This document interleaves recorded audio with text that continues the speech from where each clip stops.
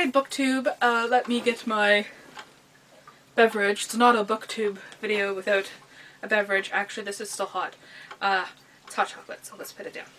I'm here today with my January wrap-up and my lovely cat, Reggie, who wants to be loved right now.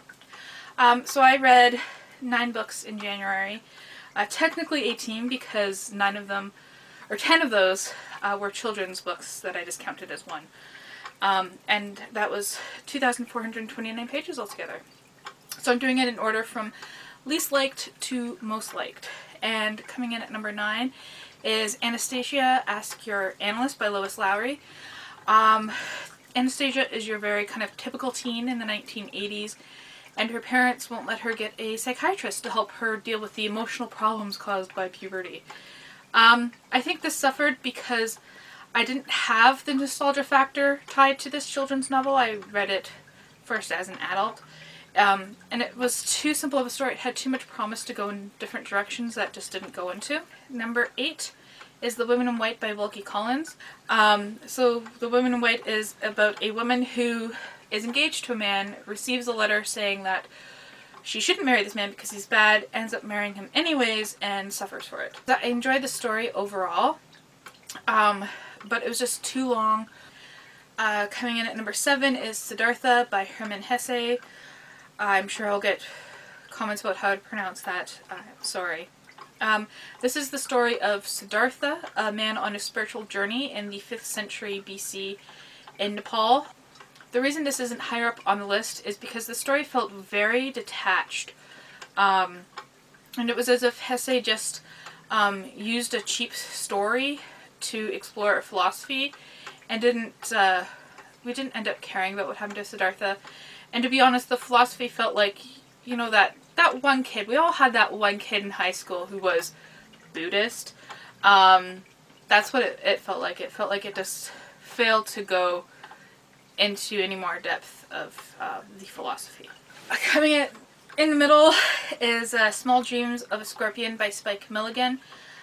Spike Milligan is known for his humorous poetry. I haven't read any of his poetry before this, and this was a book of serious poetry.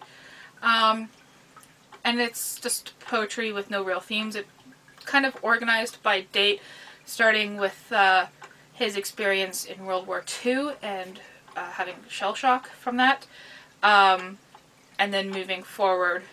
Number 5 is Artemis Fowl by, I've told 2 different pronunciations on this. I guess I should have looked it up before filming, but I couldn't be bothered, to be honest.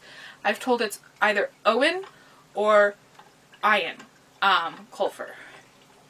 I'm gonna pronounce it Eowyn, just because that's cool.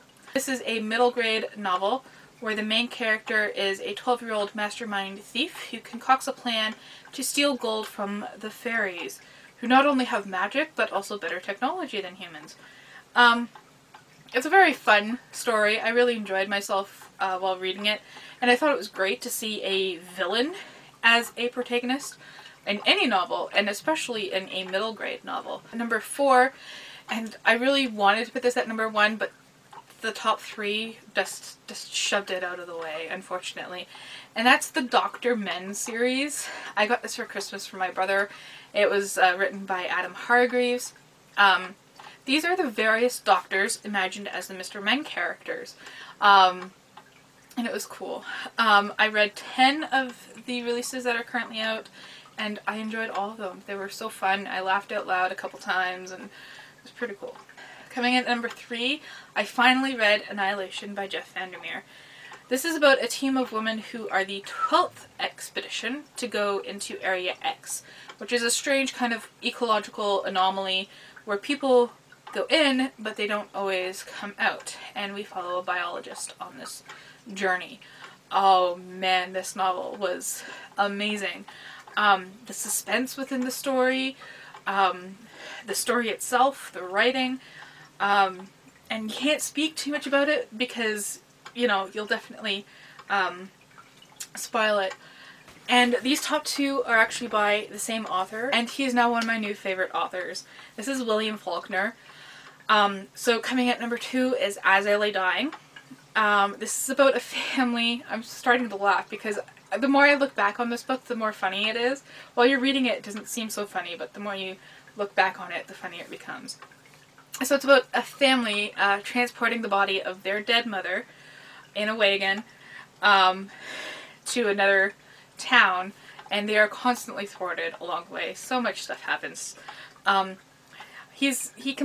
Faulkner combines like this funny stuff and the psychology of really kind of not nice people.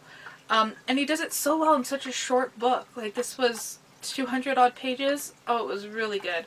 And I like how he writes around things. He doesn't come straight out and tell you that this happened, but through his writing and being in the characters' minds, this stuff is implied, and it's really quite cool. It's a really good book to study, I'd say. Yeah, and I like that he trusts his reader to do that, to pick it up, instead of flat out telling you what happens. And my best book of the month is The Unvanquished by William Faulkner. This is the story of a young boy and his family, but it's not your kind of typical family. His mother died when he was young. His father's off fighting or not fighting in the Civil War, depending on how you want to read it. So it's his granny, him, his slave slash companion slash best friend slash brother, maybe? And then his family slaves. And this takes all place during the Civil War and after the Civil War in the South, obviously. And there's more humor, and there's a lot of that serious psychological, serious story, serious character development, and then like some really funny stuff happening to kind of characterize the people and to show their growth and stuff. It is amazing what William Faulkner is able to do with not directly telling you things. It's great. And there were scenes in here where I was very confused at what was happening, and I was just like, okay, I gotta like concentrate and figure out what's happening. And you can kind of work things out, but then you look back on it and you notice that chaos in the writing and that confusion actually reflects the scene that is going on. It's just overall a great book. So yeah, those are the 9 books that I read in January. Let me know what your favorite book that you read in January was, and thank you for watching.